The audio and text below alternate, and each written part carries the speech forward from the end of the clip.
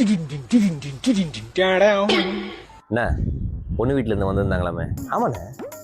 அம்மா சொல்லியா உனக்கு? நான் உனக்கு தெரிஞ்சிருக்கேன்னு நினைச்சேனே. நீ எங்க போயிருந்த? ஓ, விளையாட போயிருந்தியா?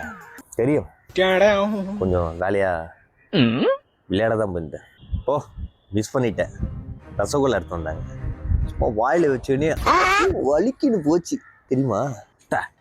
வாயில நான் வந்துடும்டா. ஐயா, இப்ப என்ன இது கோவப்படுற? டேய் மயிறு, அண்ணன் வீட்டுல இருக்கும்போது தம்பிக்கு எப்பறம் கல்யாணம் பண்ணுவாங்க? அறிவில்லை உனக்கு?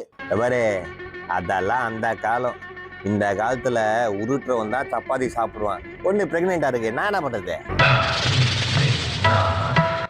எப்படா நீ வேலைக்கு போல பொறுக்கி மாதிரி ஊரை சுத்திக்கிட்டு இருக்க, உடுக்கலாம் இப்ப இதெல்லாம் மாட்டுது.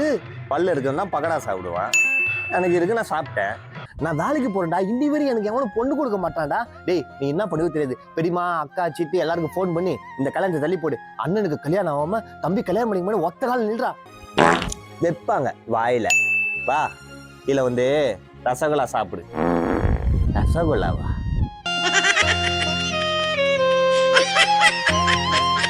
ஹலோ.